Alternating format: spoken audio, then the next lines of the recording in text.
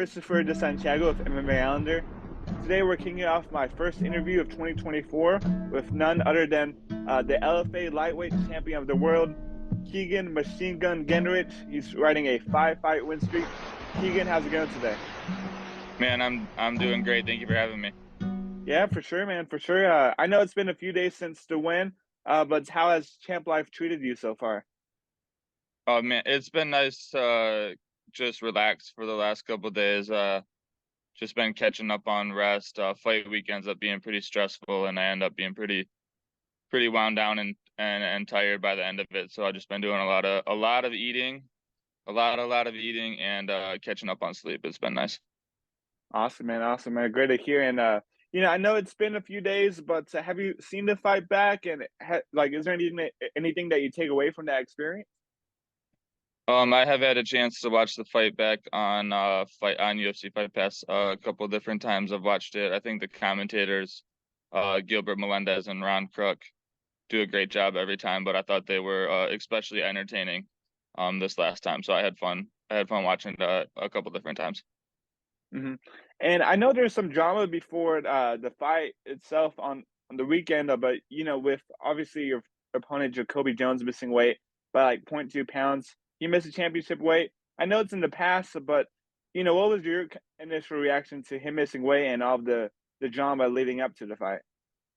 Uh, I I certainly won't speak for JaCobi or know what his situation was, but I kind of instantly thought that maybe he was hurt a little bit or sick a little bit or something happened to throw off his weight cut because he knows he has to make weight and he knows how important it is for a championship weight. So I was either one thinking he was looking past me a little bit or um which I don't think ultimately was the case, but cutting weight stinks, so I can certainly understand, but to miss weight for a championship fight where he knew the consequences, I knew something abnormal had to have been going on or something, but I'm still not sure. But I hmm was I was planning on gassing him out over 5 rounds anyway, so after he had to struggle a little bit on the weight cut, I was feeling even a little bit more confident that I could put my game plan um into effect a little bit even faster with him having a bad weight cut. hmm And was this your first time going 5 rounds? And how did you feel your cardio held up across those 5 rounds? It was my first time going 5 rounds. I've done a full three a couple times, and had a couple hard 3 round fights, but never five. And I felt strong. I felt like I could have done more rounds. So I would have. I'm not sure what the future holds in my next fight, but I think I'll look forward to any 5 round fights I might have in the future because I think it certainly gives me an advantage over some fighters to have a couple extra rounds to work with. For sure. And I believe after the first round, I think the first round might have went his way on the striking on the feet. But after that, it was kind of smooth sailing for you. I mean, not smooth, but it was competitive. But you made sure to bag every round after that. So what adjustments did you make after the opening round? Yeah, I would say that was accurate. And going into the fight, I expected a hard, for sure, first 2 rounds out of him. He's tough, talented, powerful fighter. So I knew that, I might even get my legs kicked up a little bit, or I might have a hard couple rounds to get through before I could start to turn the momentum my way and get stronger as it goes. So that was really exactly how I expected the fight to play out in my head. Mhm. But as far as adjustments, my coach Nick Thompson, Nick the Goat Thompson, if you're familiar with his incredible accomplishments in the sport, really made some great adjustments for me in the corner every round. After the first round especially, I came back, he's like, stop kicking, stop trying to outstrike him, get close to him, take him down, get on top. So I felt like he really kind of saved the day. He told me exactly what I needed to hear, and he told me it in a way that I needed to hear it. He really got his message across loud and clear, and it made a big difference, helping me adjust moving forward. Uh-huh. Can you even describe the feeling of getting the championship win in the final round by submission? Like, can you even put into words on how that felt that night? It's been I've said a couple times it's still pretty unbelievable to see how far that I've taken it all the way to the LFA belt, which is a pretty huge deal in our sport. It's still kind of surreal, but like I said, that was kind of the plan. That was kind of the way I saw the fight going, being tough and then getting easier, and then me tapping him out in the late rounds, whether that was the fourth or fifth.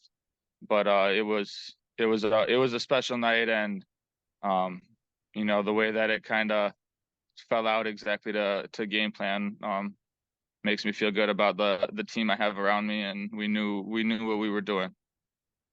Mhm.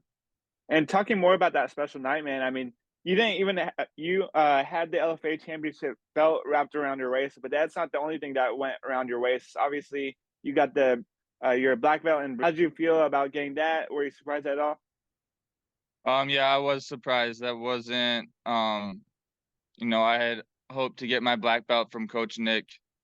Someday I asked if he would promote me someday when he thought I was a black belt. I didn't know that was gonna be Friday night in the cage after the fight, but so really special to get my black belt from another MMA world champion, like my coach Nick, and a black belt who makes me feel like a white belt on a pretty regular basis. Nick beats the absolute tar out of me on a regular basis, so it means a lot to get a black belt from a level of fighter and grappler like Coach Nick, and the amount of confidence he showed in me. He packed a black belt on fight night in preparation that I would do what I was supposed to do and win, and possibly win by submission. And he not only brought the black belt and planned all that, he got Gilbert Melendez, the commentator, in on it before the fight night had even started. So the confidence he showed in me with that, and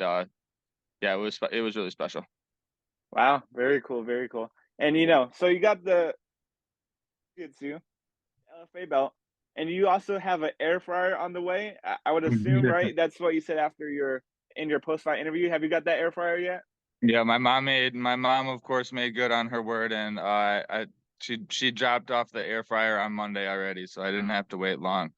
She she made good on our handshake deal that we made a couple weeks before the fight.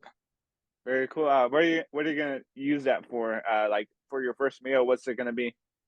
I'm still trying to figure that out. I do a lot of cooking for myself during training camp. So I've been taking a little break from cooking the last couple of days. So my brother has an air fryer that he brags about all the time, so I think I'm gonna probably have to go to him and get some good recipes out of him. Nice, man, nice. And in the LFA, we've seen champions from that organization move up to the UFC. I know after Brandon Moreno got cut from the UFC, he went back to LFA.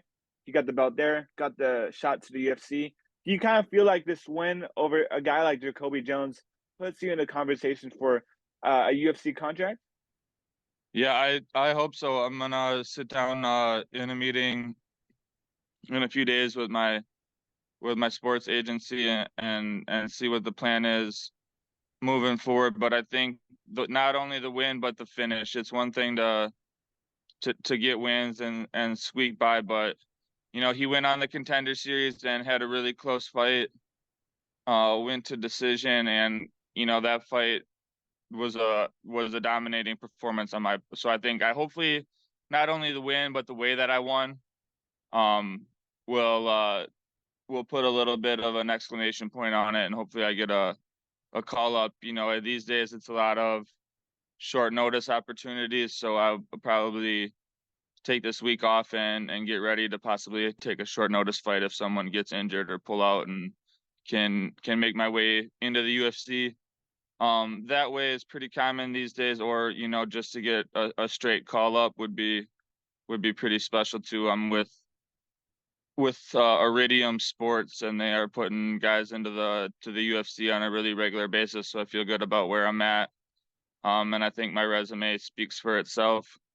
I think if you go through like 3 or 4 of the guys I fought, and I think I have 3 or 4 Contender Series level fights on my resume already. with LFA. I've been fighting some of the best prospects outside of the UFC now for a couple of years. So,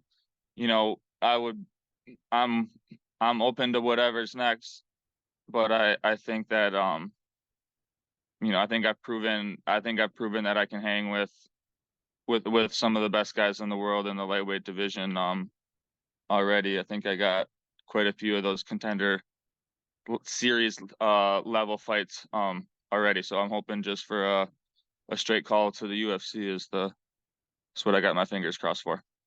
Hmm. And for some reason, if that doesn't happen, would a title fight with what was his name, Jefferson Nascimento, interest you? I believe he's the Yeah, interim champion. yeah, that's the other thing too. So all the options are exciting moving forward. There's not really any bad options for me. At 30, I'm ready to make that jump into the UFC and make the most out of the rest of my career at this point. But fighting an undefeated young Brazilian prospect to defend my belt, I mean, that's exciting. It's exciting as well, and that gives me the opportunity to fight 5 rounds again. If I just sign right to the UFC, probably 3 round fights for a while. So to have a chance to go 5 rounds potentially again and defend my belt is not a bad option. And I had told them I would be up for that. I hope I and the president Ed Soares even told me after the fight. He said my goal is for all of my champions to never come back and fight again. He hoped they want me to be moving forward in my career. That's kind of what that league is set in place to do. So hopefully it's a call up, but if not, that's an exciting fight. He's young, got a big record on him already for 24. And I haven't watched a lot of him. I watched his title fight. I keep a pretty close eye on most of the LFA fights the last couple of years. I haven't watched really a lot outside of that, but I think that I like that matchup. I think he's another pretty like explosive guy, but over 5 rounds, I like my skills stacking up against a lot of guys. Hmm. And starting the year off of a bang, man. I mean, first win in 2024. Things are getting a boom. And how many fights would you like to have this year? I've said the last couple of years my goal is to get 3 in every year. Any less than that is not quite enough, and any more than that is pretty tough to pull off. So I think 3, and I've been right about on that schedule of consistently getting 3 in throughout the calendar year. So I would say, yeah, if I could get 2 more in, that would be, or more. I mean, if things go well more than that. But yeah, hopefully a UFC call up and then a couple more fights this year. Hmm. And I was looking through your record on Tapology. Is it true that you were booked to fight Dylan Dallas in 2020? Yeah, man. The day I was flying out to Los Angeles to fight him is when he blew his knee out training in the McGregor camp. And he pulled out on 6 days notice. I still ended up going out to Los Angeles and watching the Bellator fights that night. That was pretty cool. Chris Cyborg was the main event. But yeah, I was supposed to fight Dylan at 175 pounds. Um, Wow. and I've always It's said pretty I crazy would love to get that fight after, again. yeah, like, is it kind of crazy to think about that, to look back on it, knowing that he's went on to fight guys like, well, not that much guys after He that, only hasn't fought. Logan Paul. His only fight was the last one he did. Who did he fight? One of the Pauls. Yeah. He hasn't fought MMA since he pulled out on me. Um, And were you like having that fight canceled? Were you supposed to be under Bellator contract for a while, or like what happened to Bellator? it was a 1 fight deal, and actually Bellator was super cool. Not every organization would do this, but Bellator paid me my show money, which at that point was by far the most I had ever made in my career. So I thought that was pretty cool of them. Very cool indeed, man. And what do you make of this news that PFL bought out Bellator back in November? Do you think it's, as a regional fighter, do you think it's kind of good or bad for the sport of MMA? Because I've heard people say that it creates less options now that PFL's bottom. I've heard good things about it. So what do you make of it? I don't like for at first I don't really like PFL's rules with the no elbows. I would like to see what that looks like moving forward. And then Bellator you has kind of been in the news in all the wrong ways, I think, as a fighter. You hear of them, are they going to have events moving forward? They have really not had a lot of events. If I was like under long-term contract right now with Bellator, I would probably be pretty frustrated. They have not been putting a lot of events on. That things have kind of been up in the air. Now I see that them and PFL are announcing some big events and stuff moving forward. But yeah, I guess I kind of as a fighter I have got a lot of questions about what that would look like because I want to stay active. And you kind of hear the same thing about one guys signing long-term contracts in one and fighting once a year or no times a year. And that to me sounds like a nightmare situation. So myself personally have been under contract, long-term contract with LFA. The last couple of years, now I'm under a champion's contract technically, with LFA. They would release me, to go to the UFC though, if they give me the call. But yeah, I don't know. I don't necessarily have my eye on PFL or Bellator. I mean, I know Bellator has paid some of my friends really well. I know that their long-term contracts, even for guys that are just like in the top 10, are pretty lucrative. So it would be something I would consider. But really, right now, my eye is I want to be the first fighter from Appleton to ever fight in the UFC. No one from where I'm from has ever made it to the UFC. So I want to be the first fighter to do that and win. So those are options I would consider someday. But I kind of have a lot of questions about where those organizations are headed right now, I guess. Hmm. And speaking more about Appleton, man, it's in Wisconsin, right? Yes, sir. And what would it mean for you to bring back a UFC title someday to your hometown of Appleton? Oh, that would be huge. Even I mean, obviously, way bigger than what I accomplished this last weekend. But I've won a state wrestling title from here. I've won now LFA gold from here. So to continue to add to that would be pretty special. A lot of people told me I needed to leave and join a big gym or, consult different gyms or people that have their foot in the door already and ask for favors and this and that. And I said, no, I'm gonna do it with my team and I'm gonna do it my way. And so it feels pretty cool to bring an MMA World Championship back to Team FEGC, a gym that I have, some ownership in and have been a part of for a long time. So just to be able to accomplish something on this scale, fighting out of Appleton, Wisconsin is pretty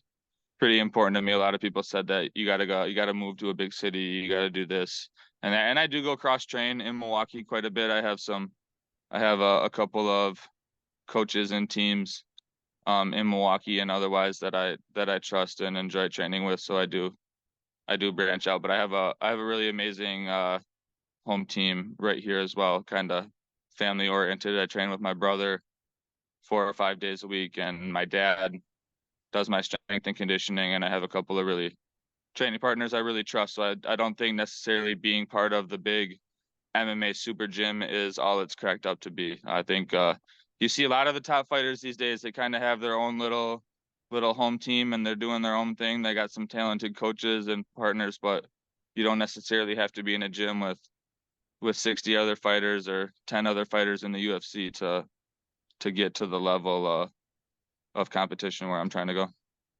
For sure, for sure. And I think that's all the questions I had for you, Kegan. I just want to thank you again for the time and the opportunity. Is there anything that you want to say to the fans out there watching, or any sponsors that you want to shout out? The floor is yours. Um, no, I don't have anything off the top of my mind to add to that. I appreciate you having me on and giving me the platform a platform like this. I appreciate it, and hopefully we can do it again after some UFC wins. Awesome, man. Where can fans find you on social media? Just on Instagram, my first and last name at Kegan Gennrich. I have an Instagram.